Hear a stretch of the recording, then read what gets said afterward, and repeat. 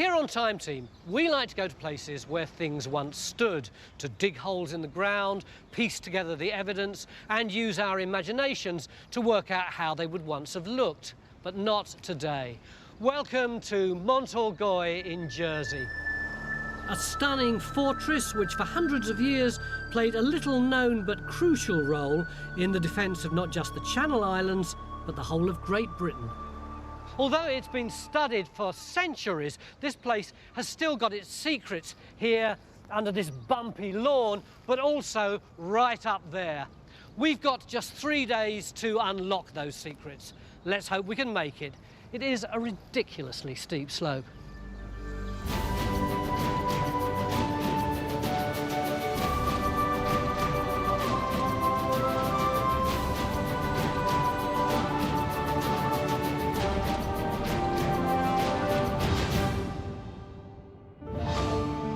Mont Orgueil, Jersey's oldest castle, sits high over Gorey Harbour, protected on 3 sides by the sea.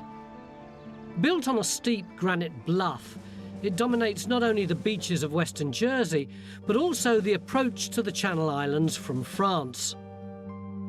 Entering the castle, you pass through a formidable corridor of gates and courtyards, overlooked all the way by arrow slits, gun platforms and battlements.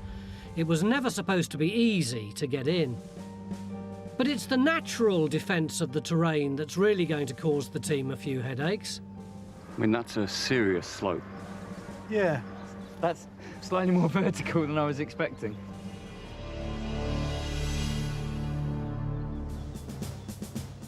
This is the first time you guys have run this machine over this kind of undulating ground. Undulating? Take the slack. It's only 25,000 quid's worth of kit. Has anybody done this before? Not on a slope this steep. I don't think anybody's been so stupid.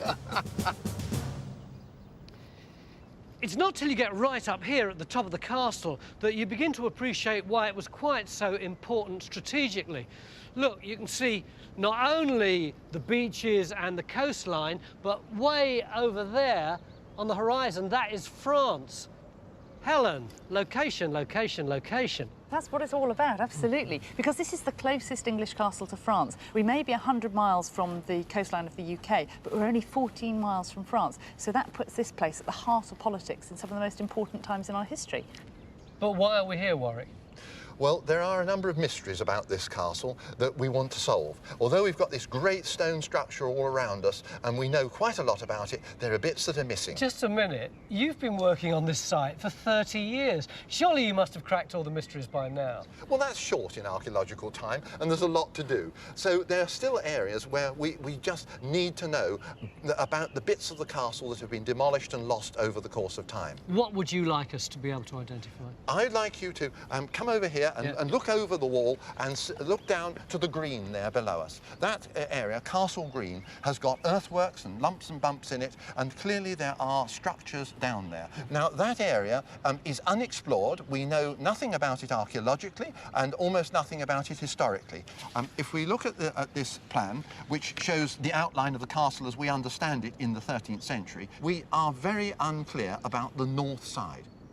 This uncertainty at the north end of the castle is due to the later addition of the Grand Battery and of Somerset Tower, monstrous fortifications built in the 16th century that would have obliterated any earlier structures. We'll have to closely examine these gargantuan walls, looking for clues in their makeup in order to find evidence of the 13th century walls and towers that complete Warwick's early castle plan. Helen, why should we be so interested in this period of the castle's history? It's because when this castle was built in the 13th century, that's just at the point where England has lost its lands to France. So this place is now on the front line of one of the major power struggles of medieval Europe. So this is what, King John? It is, that's right, yes. King John, who was famous for getting everything wrong and losing all his land in France. But in order to find out more about that, our guys are going to have to do some pretty tricky work, aren't they? Our efforts will be concentrated on the bumpy lawn of Castle Green and on the steep slopes under the formidable north and west walls. It's a relatively simple task, but with one enormous problem: the extreme terrain. Leading the hunt for the 13th century walls is the intrepid geophys team, but it's slow going. It's a bit of a climb. With geophys struggling to get results, Phil's been looking for another way to start the investigation, and he's found a small, visible section of wall. What I want to do, Raksha, is we've put the trench in here. We've got what looks like a wall. Yeah. And it's the wall that runs right the way along. Now, at the back of it, we've actually got the main wall of the Tudor castle. The question is, does the Tudor wall sit on this wall? If that Tudor wall is sitting on the top of that wall there, the Tudor one is later, this one has to be earlier. What we're hoping is it might be the 13th century wall, but doesn't have to be. All we can say is it'll be earlier than the Tudors. The crucial thing about the dating is if we can identify any of the original mortar. And so that's why we've put it in here. It's the place where these two walls come together. John, you know how much we love to wind you up, but I think we've really surpassed ourselves getting you to geophys that slope. Yeah, I mean, I think the scariest thing for me is seeing Jimmy in that harness. There's lots of health and safety issues. We need to do it properly. Yeah. So it's taking time. It's going to be a while before we get any results from that area. So you've moved down here now? Yeah, I mean, this is more my sort of territory, nice flat lawn. And this is likely to be associated with the castle anyway, either in its earlier phases or perhaps ancillary buildings associated with it. Yeah, but Mick, you're not a castle-y sort of bloke. I can't imagine that the reason that you want to come down here is simply because this is part of a castle. No, I think there's a lot of possibilities that there's something earlier down here as well. Because if you mentally strip all that stone castle off the top there, you've got a promontory sticking out into the sea, which is likely to be the sort of thing that would be an Iron Age promontory, a prehistoric promontory, in which case through here you might have ditches and banks cutting off that promontory. So we might get something that's even earlier than the castle itself. I think it's highly likely, yeah. Geophys is now well underway on the very promising Castle Green, but meanwhile, up on the slope, Phil is just putting in our first trench. I wonder what he'll find. I can't wait to get up there myself. Maybe after lunch. If you'd like to see more episodes like this, you can make it happen. Our new target is to reach 15,000 worldwide supporters on Patreon by the end of 2025. This will enable us to continue expanding the Time Team world. Enjoy front row seats for the greatest show on Earth and under it. Welcome back to the fantastic Mont Orgueil Castle here in Jersey. This isn't a bad job on a day like this, is it? Our archaeologists are already underway up on that slope, excavating behind those trees. But down here on the Castle Green, John, you've got some geophys for us. Yeah. We were saying earlier, it's a fantastic area to survey. Yeah. The problem is the results aren't that clear. Why's that? Well, we've got problems with the bedrock. It's really close to the surface. The electric currents aren't going into the ground. Having said that, we've got some results. You've got some big black blobs there, haven't you? Yeah, I mean, that's on this higher bit of ground here. Yeah. Then you can see this green grass. I'm just wondering whether there's a ditch coming through here before we get onto this higher ground here. So I think an initial evaluation trench from where I'm stood over this potential ditch and onto this sort of possible building here. A possible building? You don't sound that convinced. Well, I'm just worried it's all geology, to be honest. But then you always are, aren't you? So Trench 2 goes in on Castle Green to look for a ditch that could add to the known defences of the site. And being cut into granite, it should be easy to find. There could be a ditch or something filled up with this crushed granite stuff. It's quite a clear edge, actually. If we're really lucky, it may even date back to the original castle built in the reign of King John. When do we first hear about there being a castle here? Well, we first hear something in 1209, hints. We don't have mention of castle, but we've got this description from the pipe rolls, and it mentions the Isle of Jersey and deliveries to knights and 12 horse sergeants and 10 foot sergeants, and also the horses of these knights. So clearly there's fighting men here, there's a garrison, so we might assume that there's a castle. We don't know definitely until 1212. Now, this is a letter from King John where he mentions the Isle of Jersey, Insula de Jersey there, cum Castro, with its castle. So that's when we definitely know there's something here. Why, Chris? Why put a castle here in the first place? Well, at the beginning of his reign, King John of England owned most of the west side of France, and Jersey there was happily ensconced in the middle of the Angevin Empire. In 1202, he was summoned to Paris by the King of France to answer for his feudal holdings, and he refused to go. So they were confiscated by the French king, and the whole of Normandy, the Cotentin and Brittany was taken back, and Jersey became a remaining outpost. The island was fought over a couple of times, certainly in 1205, 1206, and again a few years later, but the ruling elite who were in charge of the island decided they were staying with King John. You can really see it on this map, can't you, that when all this part of France was English property, then Jersey was slap bang in the middle of it and really well protected. But as soon as this part of France goes back to the French king, then suddenly Jersey is on the front line. Yes, and our little promontory here on the east side becomes a perfect place to put a castle because it's in the right place to put two fingers up to the French king kind of thing, to say, look, we're English. So what was the position of Jersey by the end of King John's reign? It was still held by the English king. It was never part of the Kingdom of England. It was just a hang-up from the old Duchy of Normandy. And there began over 800 years of union. Siding with England, though, was to cause trouble with France, making a stronghold on the island vital.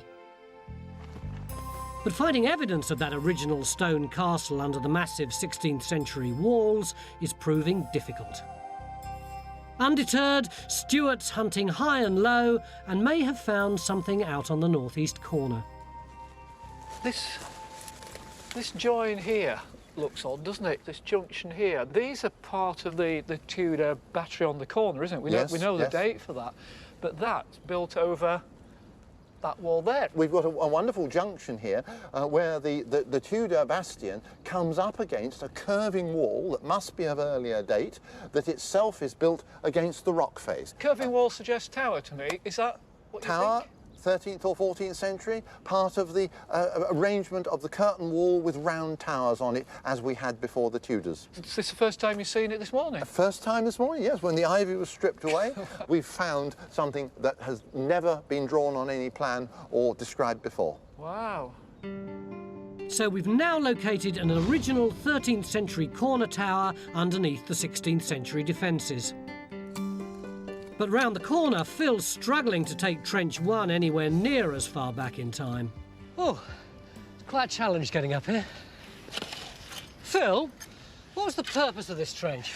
To see whether we could establish the date of this wall. And have you done it? Not yet. What we have found is that we've got the outside edge of it plummeting away there, and then across here we've got the main core of the wall. What we'd like is for this wall to go underneath and be earlier than the main Tudor bastion wall. So at the moment you've got absolutely no dating evidence? Not really, not for the wall, but what we do have is rather unexpected dating. It's this water pipe, or this pipe that's running through here, which we think is probably a relic of the German occupation. Why do you think it's German?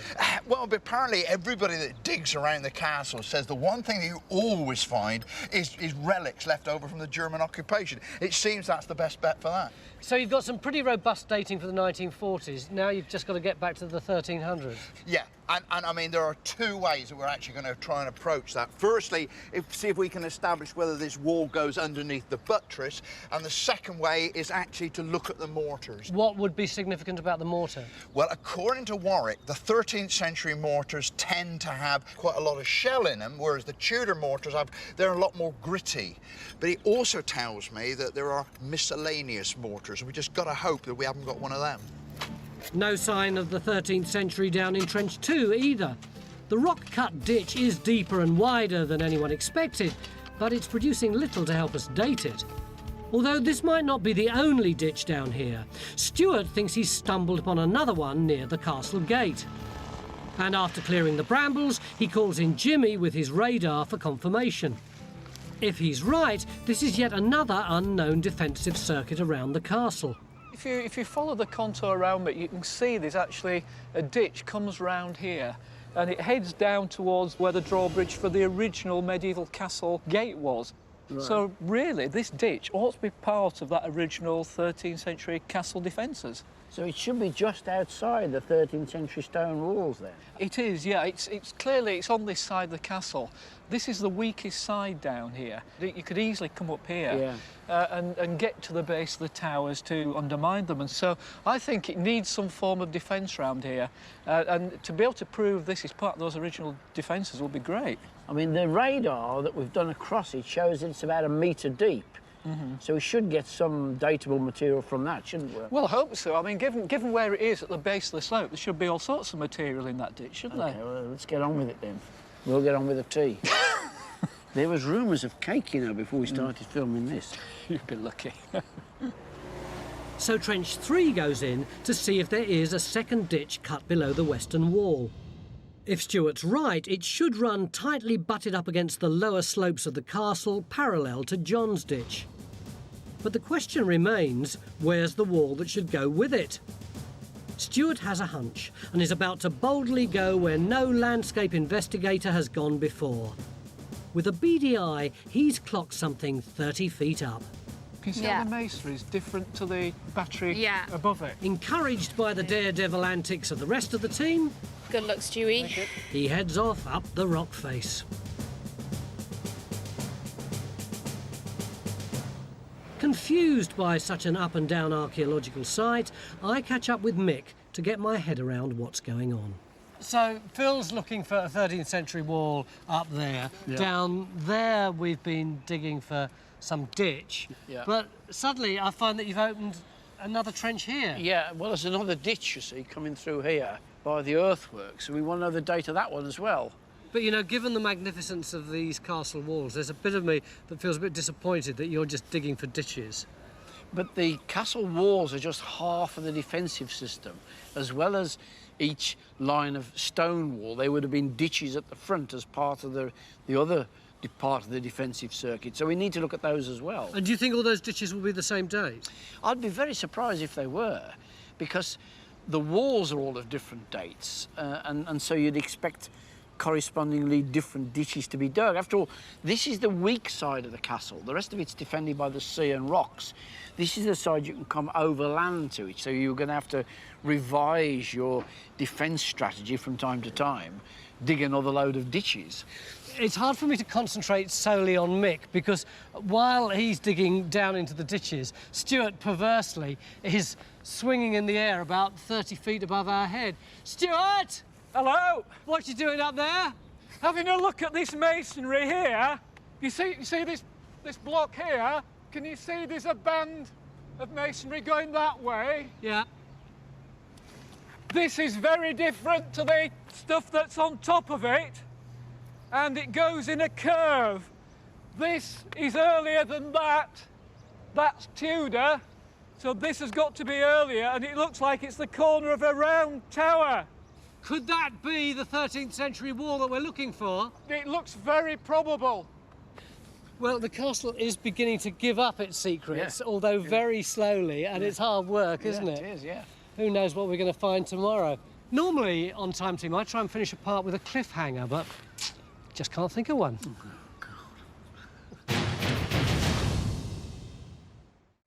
Join a thriving worldwide community of Time Team fans on Patreon. Our new target is to reach 15,000 worldwide supporters on Patreon by the end of 2025. This will enable us to continue expanding the Time Team world with more digs and greater access than ever before. Day 2 here on the island of Jersey, where we're looking at the awesome Mont Orgueil castle and trying to unpick some of its secrets. Yesterday afternoon, John suggested we put in a long, thin trench here because we'd started looking at the defences in front of the castle, and he thought there might be a defensive ditch running along there and maybe some sort of building over here. So, Matt, what have we found? Well, we do have this ditch here. It's a huge one cut into the rocks, nearly 5 metres across. It's been backfilled and then recut again at that end, so they keep using it. But down at this end of the trench, there's nothing. Any dating evidence at all? Well, we've got a few bits of pottery coming up from the fills of the ditch, but nothing firm yet. John, bit frustrating, slightly inconclusive. Well, no, the ditch is good. I mean, I wasn't sure about the building, but we've done some more resistance and radar. You can actually see we've got another massive ditch showing in both data sets. and they're both showing another huge ditch. Where's the ditch? Well, you can actually see it in the grass, the dark green, lush grass. This is just over here, yeah? Yeah, that depression there. Yeah. And the ditch is running through there. Now, is that related to the castle, or is it part of this promontory fort that we talked about that might be here? So do you want to dig it? We've got to. It looks quite promising, but I must admit there's part of me that thinks we've gone a bit ditch crazy on this dig.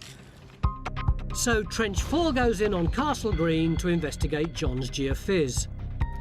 A third ditch would mean the approach to the castle was very heavily fortified.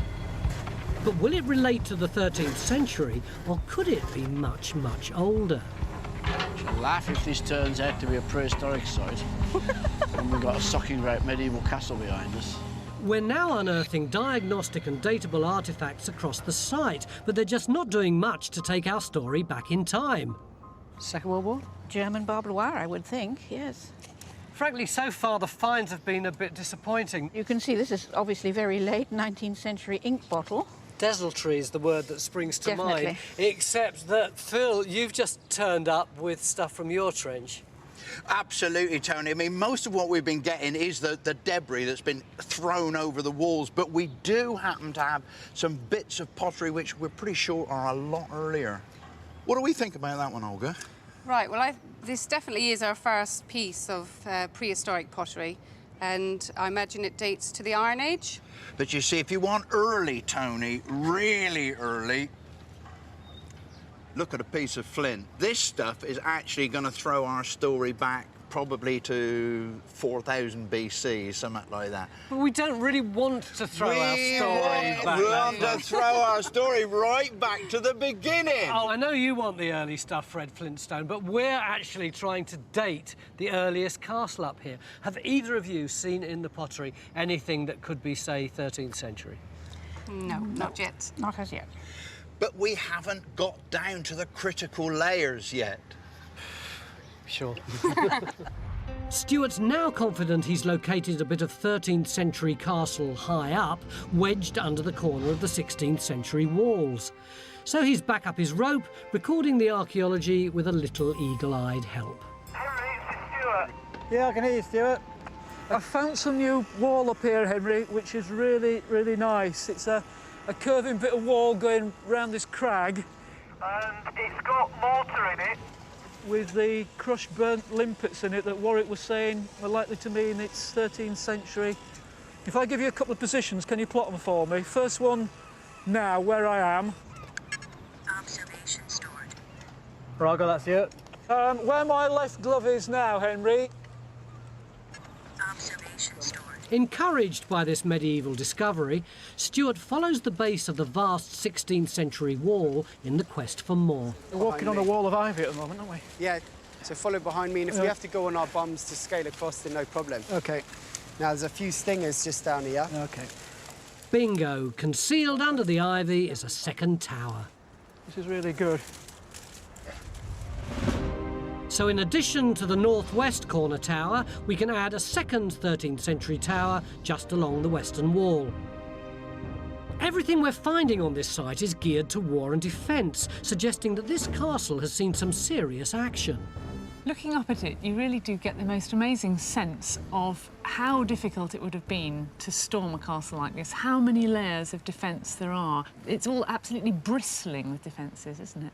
But the stone castle, once it's built in the early 13th century, it doesn't stay static, does it? It's constantly being added to and remodelled over It's constantly being the years. added to because the castle and the island are constantly under attack. Yeah, I wrote down some of the attacks. I've been trying to make a list of what's been going on, and I have got attack after attack after attack. There's this big one in 1294, isn't there? Yes, there's about 1,500 people believed to have been killed at the time, which is probably about 10% of the island population. That's terrible, isn't it? It would have made a difference. Yeah. And who's attacking at that point? The French. Oh, no wonder they're not terribly popular. This way I say I'm called a French. Sorry. And then moving on into the 14th and 15th centuries, there's several sieges at that point. So I suppose, what are they doing? Building up great big towers and hurling missiles, trying to break through the walls? Presumably, yes, that's standard siege warfare in those days. So were the walls ever actually breached? In 1373, the French broke through the outer wall, but they couldn't take the keep. They said at the time that their ladders weren't long enough and the foundations were too strong. You'd think they could send home for a few more ladders, wouldn't you? Got to go back to Fons for that. Henry, I wonder if you'd do a bit of modelling for me. Right. not in that way. Stuart thinks he's located a defensive earthwork down below the corner of the 16th century Grand Battery. Look at this. A large pointed platform seems to sit on top of the rock-cut ditch jutting out into Castle Green. And you've got this big flat sort of earthwork that comes and lies on the slope. Well, to me, that looks like it's an outwork or a bastion, some form of defence covering this sort of weak area out here. There's sort of that sense of a triangle, isn't there? Which is right. Yeah, that would be right. Well, what would be really good if you could model that and see how it fits in with all the line defences and the topography, see whether it is a defence work. Under orders, Henry gets cracking. But he's not the only one surveying the castle. We've got a very flashy piece of kit on site this week. Ben, all our techie people are really excited about what you're doing. What exactly is it? This is a 3D laser scanner, and we're actually using it to digitally document the castle at the moment. How does it work? Well, what it does, it fires out a laser beam, and any surface that it hits, it calculates a three-dimensional point in space. And does this thousands of times a second, creating a rich point cloud of data, which is an exact sort of replica of the castle. Why do we need a 3D model of the castle? Look, I've got eyes here, I can see the castle. We've got a camera here, that can see the castle as well. Why do we need you? We can use it to create very accurate measurements at any point within the castle. So if we scan the exterior walls and then we go inside and scan the internal rooms, we can then create measurements throughout the building. So you can actually take slices, as it were, out of the castle? We can, yeah. Once we've scanned the whole thing, we can literally slice through at any point, horizontally or vertical, and create sections throughout. Trench 3 has now bottomed out and has thrown up some useful pottery. What date do you reckon that is? 15th century. Oh, right, at the bottom. Yeah, right at the base. Right, well, I was just expecting it to be sort of 13th century or something like that. Well, we thought medieval, so it's later medieval, but... Right. Unless it's been washed down and it's cleared out, but from the evidence, it looks like it's 15th century. But we have got lots of rubble and other bits coming in. Yeah, I mean, that's a cracking section you've got there with all those tip lines, isn't it? We've got mortar, we've got stone there, and it looks like some form of building was here or up there somewhere initially. So if that's the bedrock there, presumably something sat on the top of that platform there, didn't it? It must have done. So to confirm whether there was a structure sitting on this platform, Phil's dragged over to take a look. And Trench 5 slowly exposes a small but solid wall on the granite spur. Henry's contour map is also revealing evidence of a defensive structure, confirming Stuart's suspicions. That's where we put the trench over the big ditch is there, isn't it? That's right. And the platform's over in this area here, isn't it? Yeah, that's right. You can actually see, I think, as an earthwork, part of that ditch coming through. That's just showing it in colours representing height, difference in height, whereas you see more if you model it by slope. So the blue areas are the steep bits of slope, and the red areas are the flat bits. And then that way you can just see how dramatic that platform is as a flat area, and just how dramatic that slope is coming down here. I mean, that is classically what you'd expect from an outwork round a castle. So at some stage, an arrowhead bastion was built over the earlier rock-cut ditch. These gun platforms gave great angles for defensive fire and were popular through the 16th and 17th centuries. This is all positive stuff, but none of it has anything to do with the 13th century. Time to join the boffins for a cup of tea to find out what's going on. Gentlemen, I'm really struggling with the archaeology of this castle, mainly I think because it's got the big Tudor castle dumped right all over it, and it's hard to see anything else. But our first goal was to find the early castle, the 13th century one. How have we done there? We have found a tower on the rock behind us. We have got a very nice 13th century tower base sitting on the rock there. We found a fragment of another one part way down the west side, and we've got the known one at the southwest corner. So we've got the whole of the west side, and all the 13th century plan there is complete. But where we're sitting now, the ditch in that trench and this wall behind us, that isn't 13th century, is it? It doesn't seem to be. I mean, it's just possible that ditch here is part of that. It's undateable.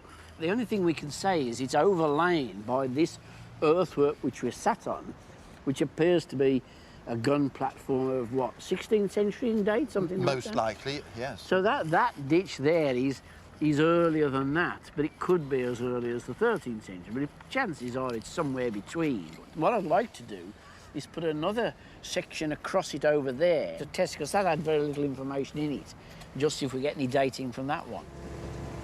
So Mick orders a second section across Stuart's ditch. His hope being Trench 6 will provide an early date for this ring defence. Back over in Trench 5, Warwick's dating techniques render Phil shell-shocked. Warwick? Yeah? You know, you were saying about that Shelley mortar, and if you had shells in it, it was 13th century. Look. And look. And look again. There are whole shells in the mortar. Yes, they're shells, but that's not Shelley mortar. But that's mortar with shells in it. Yes. Therefore, that must be Shelley mortar, that must be 13th century. This is mortar with occasional shells in, complete shells. Right, now this is a piece of real Shelley mortar, which Stuart found up there on the battery a little while ago, where the mortar is full of broken and crushed shell that's been in a lime kiln and is burnt. And that's what you see. All those dark bits are fragments of limpet shells that have been crushed and then burnt in a lime kiln. That mortar doesn't have it. So this mortar with shells in is 13th century. Yes. And this mortar with shells in is not 13th century, but Shelley mortar is definitely 13th century. You've got it. I'm losing the will to live. All day long, as far as the archaeology of Mont Orgueil is concerned, confusion has reigned. But thankfully, at last, the mist seemed to be clearing, and hopefully by the time we go tomorrow, we'll be able to tell the full story of this castle. Mind you, this being Time Team, there's bound to be a few surprises along the way.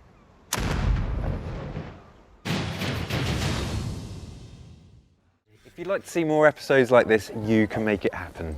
Our new target is to reach 15,000 worldwide supporters on Patreon by the end of 2025. This will enable us to continue expanding the Time Team world. Enjoy front row seats for the greatest show on Earth and under it. Beginning of day 3 here at Mont Orgueil Castle in Jersey, and actually we came here to do a pretty straightforward job, which was to find a couple of 13th century walls so we could identify the original castle on this site. But as the days have gone on, the archaeology has got more and more complicated.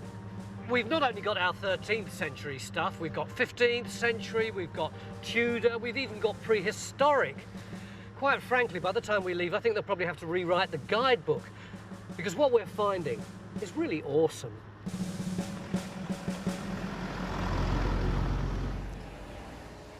Well, there's a lot of activity going on around here. Yeah, we're trying to sort out these defences still. Yeah.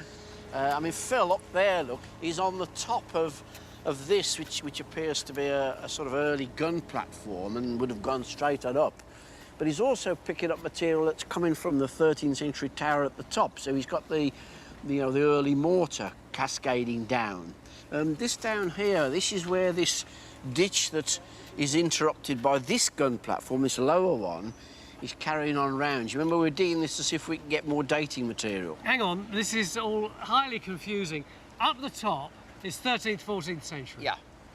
Here that you're calling the gun platform, presumably this is Tudor. Yeah. And then underneath it, we've got this ditch, which is, best guess, 15th century? 15th century, probably. Yeah. We're getting dating material out of it now over there, so we shall learn that. I don't want to make it even more complicated, but I will. What about down there, where on the Castle Green, where we thought we had prehistoric? Where Matt is, it's got peaty material in the bottom with bits of timber.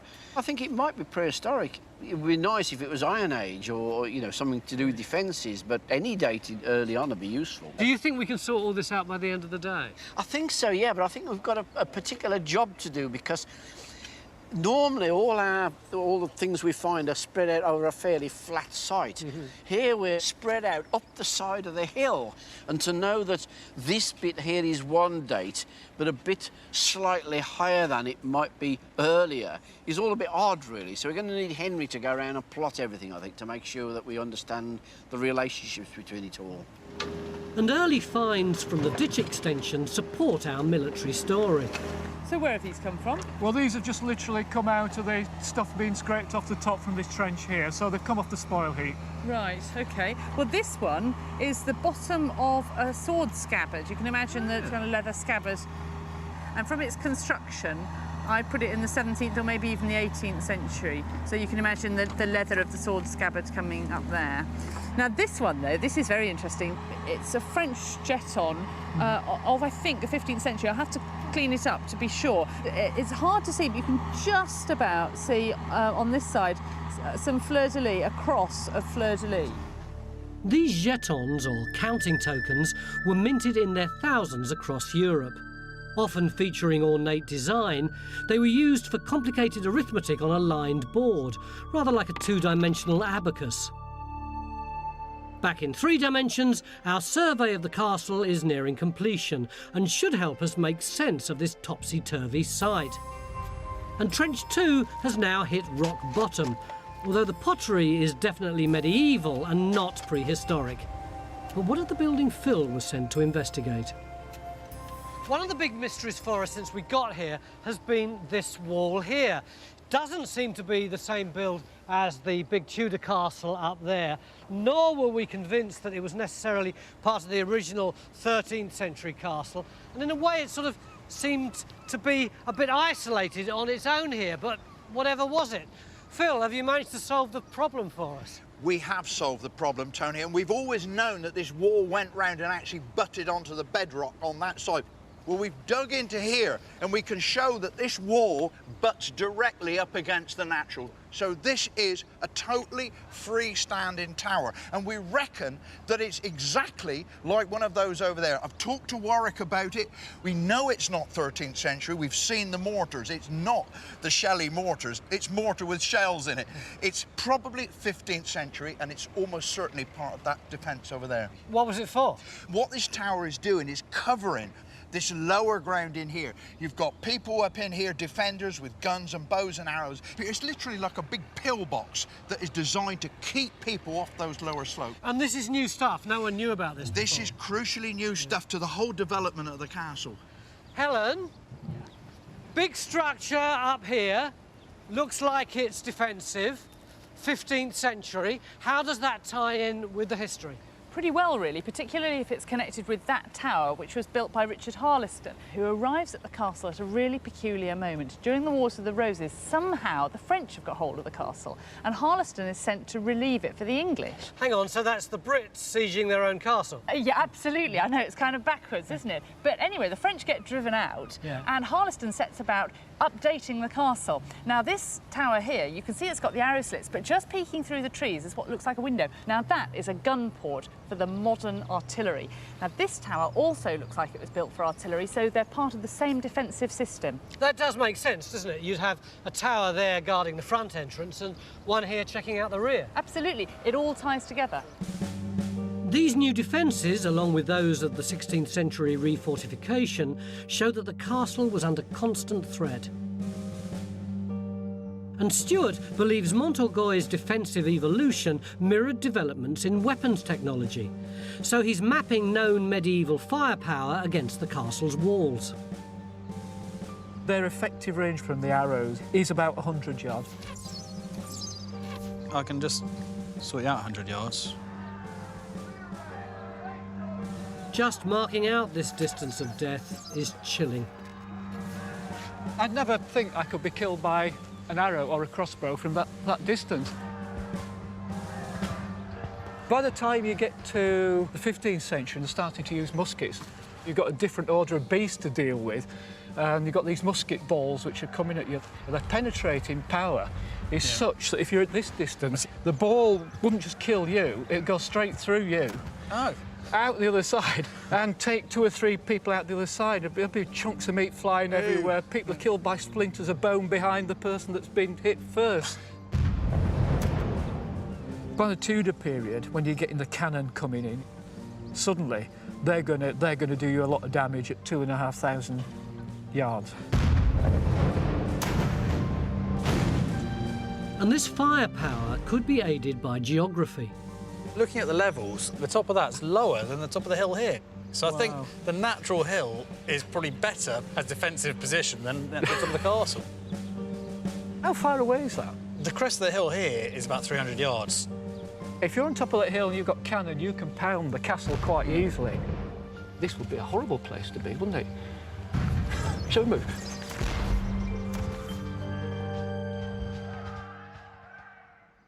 We've now established there's no ditch in Trench 4, but as it turns out, Castle Green still did its bit for the war effort. Although we haven't found the big ditch that we were looking for in here, what we have got is an OGS, or old ground surface, with early medieval pottery in. But at this end, we've got this great big feature here. We've only got one side of it. Now, we think it's a quarry pit, and they're removing all the loose loess, the natural wind-blown sand and things in here, and they're mixing it up with stone to make a kind of mushy paste almost, with big bits of stone in, and they're using that for the wall core. And in the time of about the 1470 rebuilds of the castle. I haven't heard the word prehistoric mentioned once. No, neither is there in that trench over there, where we've got 14th century at the bottom, 15th century halfway up. There's nothing prehistoric down here at all. But you got us all excited about the possibility of prehistory down here. Oh, that's right, yes, and there's no evidence. I mean, there is prehistoric stuff on the top of the base of the castle. That's where the prehistoric site must be. But how far back in time have we pushed this site? The answer lies in Trench 1. Where's Ian? Ian, you got a visitor. I said, where are you? They said, I think he's still in that trench up by the castle wall. We hadn't seen you for 2 days. Yeah, well, I've been up here digging down all on my own, so. What you got?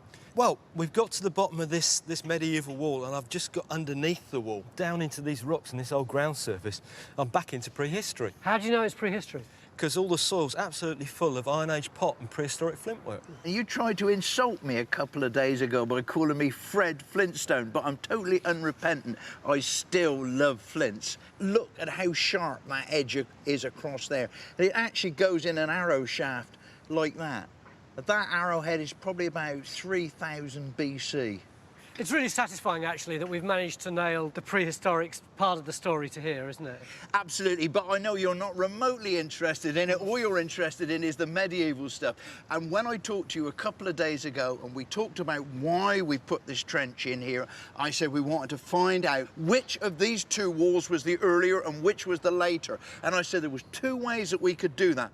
One was by the stratigraphy, and one might be by the mortar. And the stratigraphy we can show with this one is that this low wall here is the earlier one, and it is earlier than the big Tudor wall back there. And it's 13th century? Ah! Now, I can't tell you the date of it because the mortar was going to be the crucial dating thing. We do not have the Shelley mortar in here, so I cannot say without doubt that this is 13th century, but it could be. It is definitely earlier than that wall. That's tantalising, isn't it? So you satisfied now? Yeah, I'm going back down again. I'll leave you to chat to Barney Rubble. Back to the future. Our photorealistic 3D model of Mont Orgueil is nearly complete. And Stuart's keen to use it as a tool to accurately measure the dimensions of the massive Tudor gun battery added late in the castle's life. I'm really interested in the thickness of the Grand Battery for a number of reasons to do with the defence of this castle. What's the measurement from the face of that north wall of the Grand Battery to the inside wall of it there? So we're looking at 12.405 metres there. Right. Crikey, that's thick. I mean, when you think that the average stone wall is probably only about maximum 2 metres thick, and how deep is that from the corner to the inside of that curve of the battery? I'm looking at 23.271 metres from end to end. That's put there simply to absorb cannon fire from cannon up on the hill here, because if it was simply a wall, say a 2 metre thick wall, it would just shatter with the impact of cannonballs, so they need that depth of earth to absorb the impact. And while this huge Tudor gun platform buried much of the original castle, the archaeology is not entirely lost to us. So when do you start getting the good reflections? Just in front of where you're standing. At the 11th hour, Jimmy has made a remarkable discovery. His radar has picked up a complete 13th century tower inside the later bastion. That ends our investigation, and it's time to draw together what we've learned about the earliest stone castle and its subsequent development. What can we add to this now that we didn't know when we started? We can confirm that there is a half-round tower. We've also found a completely unknown round tower. A round tower there. A 15th century battery down here. A solid half-round What about bastion. down on the slope? A half-round, a D-shaped 15th century. 14th, 13th century. I think I'd better pull this together. Mont Orgueil has been in use since prehistory. The steep-sided granite hill has been recognised as a perfect defensive position for at least 5,000 years. The site was set in stone in the 13th century, when a fortified keep was built on the highest point. Protective curtain walls and towers surrounded it, high up on the crest of the hill and partway down the slope. In the 15th century, the castle had a military makeover. 2 formidable ditches were cut in the rock below the hill, and a pair of gun towers were added to protect the gateway and cover the approach to Castle Green. The late 16th century heralded the most substantial changes. Towers and walls from the earliest castle were knocked down or buried under a monstrous gun battery, and a lofty D-shaped tower designed to protect the heart of the castle. The arrowhead bastion at ground level was the cherry on the cake, leaving Mont Orgueil groaning under the weight of guns. But all this refortification was to prove futile, as the castle became a prisoner of its own geography. Henry, have you got those measurements yet? Yes, I have, Stuart. Where I am now is just over 200 yards away from you, but I'm actually over 4 metres higher than you. I'm not even at the top of the hill yet, so I've got the advantage. So you're definitely higher than me? Definitely. What are you up to, mate? 4 metres. Well, we've been trying to work out why these defences are so complex, particularly on this side of the castle, and why the castle seems to get higher and higher and higher over the periods. And it's really quite interesting, because if we were standing on the 13th century battlements on the castle, we've got the height, we've got the advantage. Got bows and arrows. Bows and arrows, exactly. So if anybody was attacking down there, the effective range of a bow is about 100 yards, which is where about Faye is just down there on the lower lawn. If you fired a bow and arrow... Right, shall I get her? She'd be dead. That's pretty good, wasn't it? But then later on, when they got muskets here, their effective range is not that dissimilar. It's about the same distance. So where Matt is over there... That was a terrible day. But the big difference comes a little bit later in the Tudor period. Yeah. Cannon. Of course, yeah. Cannon makes the biggest difference, and you've got a hill up there. That's where Henry is, way up there. Exactly. Yeah. If you had a cannon on that ridge at 200 yards, that's the distance, the velocity of the ball would completely smash any walls here. So in the Tudor period, you had to build this great big thick work here to stop the impact of the ball, completely destroying the wall, destroying this castle. Suddenly, he's got the height, he's got the advantage. So is he going to fire his cannon at us? He hasn't got a cannon, we have. Ah! Very funny, Stuart. Ha ha.